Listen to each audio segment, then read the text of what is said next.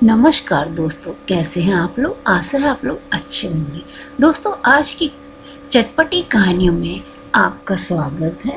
आज की कहानी है उम्मीद का बीज।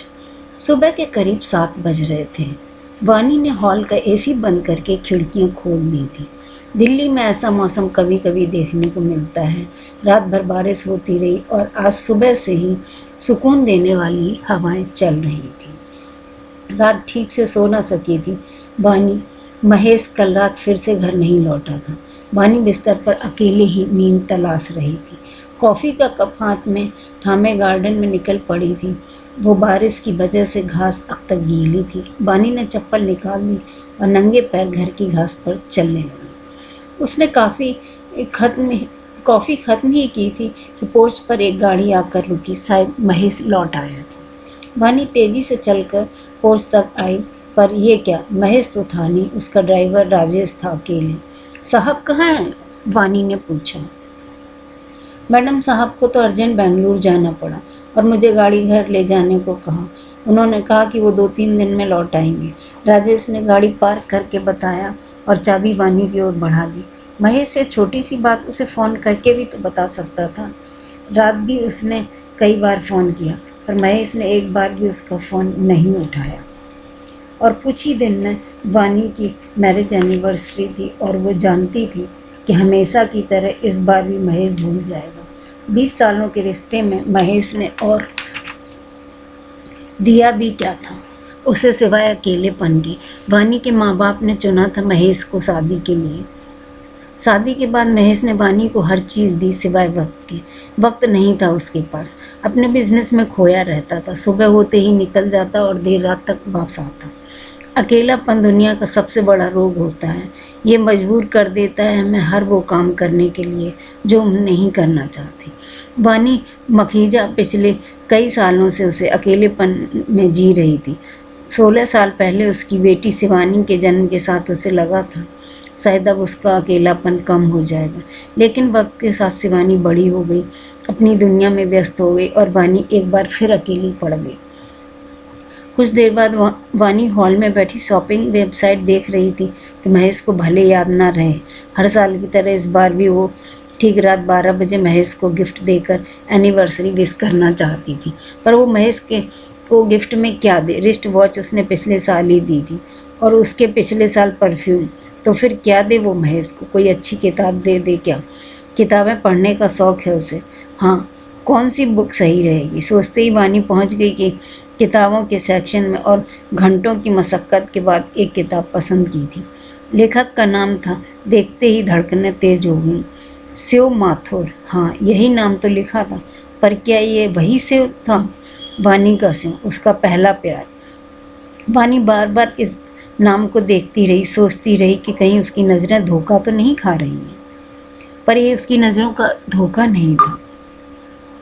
पहचान ली थी। वानी ने किताब की आखिरी पन्ने पर छपी उसकी तस्वीर और लौट गई थी अतीत में, जब वो शिव के साथ थे। वानी ने शिव को पहली बार कॉलेज फेस्ट में सुना था। कितनी खूबसूरत कविताएं लिखता था वो। गेहुआ रंग, 6 फीट लंबा कद और काली आँखें जो सारे शो के दौरान वानी पर टिकी हुई थी। अगले दिन वानी पहले पहुंच गई। कैंटीन में शिव को ढूंढते हुए सामना होते ही हथेली आगे कर दी थी उसकी ओर और कहा था, ऑटोग्राफ प्लीज़। शर्म से झेंपते हुए शिव ने जवाब दिया, मेरा ऑटोग्राफ? मैं कोई सेलिब्रिटी थोड़ी हूँ, पर बहुत जल्दी बनने वाला हूँ। चलो अब जल्दी साइन करो। वानी ने हथेली लहराते हुए जवाब दिया। उसकी हथेली थाम से उन्हें लिख दिया था अपना नाम। ये पहली मुलाकात जल्द ही रोजाना होने लगी थी। कुछ दिन में प्यार करने लगे थे दोनों। वानी का ध्यान डोरबेल की आवाज़ से टूटा। उसकी बेटी शिवानी स्कूल से वापस आ गई थी। रात बारिश फिर दिल्ली को भिगोती रही, धोती रही पेड़ और पत्तियाँ, और दिलों में जमी धुंध को महेश अब तक नहीं लौटा था। वानी ने एक कप कॉफ़ी बनाई और बालकनी में निकल आई। आज सुबह से ही जब उसने शिव की किताब देखी तो उसका मन कुछ परेशान सा था। बालकनी में आते ही उसने कॉफ़ी एक तरफ रखी और खोजने लगी थी शिव को फेसबुक पर। जल्द ही शिव का फेसबुक अकाउंट उसके सामने था। इतने सालों बाद शिव को देखना सुकून भरा लगा था।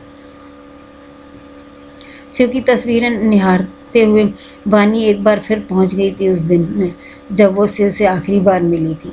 कॉलेज के आखिरी दिन थे, प्लेसमेंट के लिए कंपनीज कॉलेज आने वाली थी। वानी के हाथ में 2 फॉर्म थे, उसने एक फॉर्म शिव के सामने रख दिया, जिसे देखकर शिव ने पूछा था, क्या है ये? अरे बाबा, परसों इंटरव्यू का फॉर्म है, वानी ने बताया। शिव ने उसकी बात पर खास ध्यान नहीं दिया और फॉर्म साइड में करके कहा था, वानी मैं इस इंटरव्यू में नहीं आ पाऊँगा। तुम तो जानती हो ये जॉब अब मेरे लिए है ही नहीं। मैं अपनी कहानियों में खुश हूँ। कहानियों में खुश हो और ज़िंदगी उसके लिए क्या करने वाले हो पता नहीं, पर जॉब तो बिल्कुल नहीं करूँगा। मैं अपनी किताबें लिखूँगा। ओह, तो मैं क्या समझूँ, मैं अगले पाओलो कोएल्हो से बात कर रही हूँ क्या? वानी ने लहजे में तंज कसा। तुम मेरा मजाक बना रही हो वानी? नहीं सिर्फ तुम्हारा मजाक मैं नहीं बना रही, तुम खुद बन रहे हो। चलो एक बार को मैं तुम्हारी बात मान भी लूँ, लेकिन पापा इस बात को कभी नहीं समझेंगे। प्लीज़ ऐसा मत करो। इतनी कोशिश की थी बानी ने शिव को मनाने की, मगर वो अड़ा रहा अपनी जिद पर। 2 दिन बाद सब इंटरव्यू में शामिल हुए, पर शिव नहीं आया। बानी के अंदर गुस्सा था, कितनी अच्छी जॉब मिल रही थी शिव को, पर उसे तो लेखक बनना था। ठीक है, जब उसे शौक ही है धक्के खाने का तो खाता रहे। उस दिन के बाद वानी ने शिव से बाहर कोई कांटेक्ट नहीं किया। कुछ दिन के बाद घर पर वानी की शादी की बात चलने लगी। शहर में बड़े बिजनेसमैन से तय किया जा चुका था। उसका रिश्ता जल्दी शादी करके दिल्ली आ गई थी। शिव के ख्यालों में खोए हुए वानी कब बालकनी में उठकर बेड तक आ गई और फिर सो गई, से पता ही न चला। सुबह हमेशा एक नई उम्मीद लेकर आती थी, कुछ नया पा सकने की उम्मीद। वानी आज सुबह से खुश सी थी, लेकिन सोशल मीडिया पर ही सही, पर उसने फिर से पा लिया था शिव को। देख डाली थी उसने शिव की पूरी फेसबुक प्रोफाइल। एक मशहूर लेखक बन चुका था। अब वो 5 बेस्ट सेलर किताबों का लेखक उम्मीद का बीज एक बार फिर से पलने लगा। वानी के दिल में शिव से दोबारा जुड़ने की उम्मीद, पर यह भी सच था कि उसने नहीं की थी हिम्मत अपने आप से शिव को कांटेक्ट करने की। तो क्या हुआ? ऐसा कहीं लिखा तो नहीं है कि वो अपने नाम से ही शिव को कांटेक्ट करे? वो किसी दूसरे के नाम से भी तो बात कर सकती है ना। उसे बस शिव की खैरियत ही तो जाननी थी। वानी ने जल्दी एक नई आईडी बना ली, फिर एक नए नाम के साथ उम्मीद का बीज नाम से, और भेज दिया शिव को हाय का मैसेज मिला। रात खाने के बाद रोज की तरह वानी एक कप कॉफ़ी के साथ बालकनी में थी जब किसी का मैसेज आया था। वानी ने मैसेज देखा और देखती उछल पड़ी। शिव का मैसेज था। उसने सिर्फ इतना ही लिखा था, हेलो। वानी कॉफ़ी छोड़ तुरंत टाइप करना शुरू करने लगी। हेलो, कैसे हैं आप शिव? हो ना हो, आपको तो दिन भर कोई मैसेज आते ही होते रहे होंगे। तो क्या आप सबको जवाब देते हो? इस बार जवाब जल्दी आया था। लिखा था, हाँ शिव ही हूँ, और कोशिश यही रहती है कि सबको जवाब दे सकूं। दोस्तों, आप लोगों को ये कहानी कैसी लगी? अगर आप लोग मेरे चैनल पे नए हैं तो प्लीज़ लाइक कीजिए, सब्सक्राइब कीजिए और चटपटी कहानियों को सपोर्ट कीजिए। आशा के साथ धन्यवाद।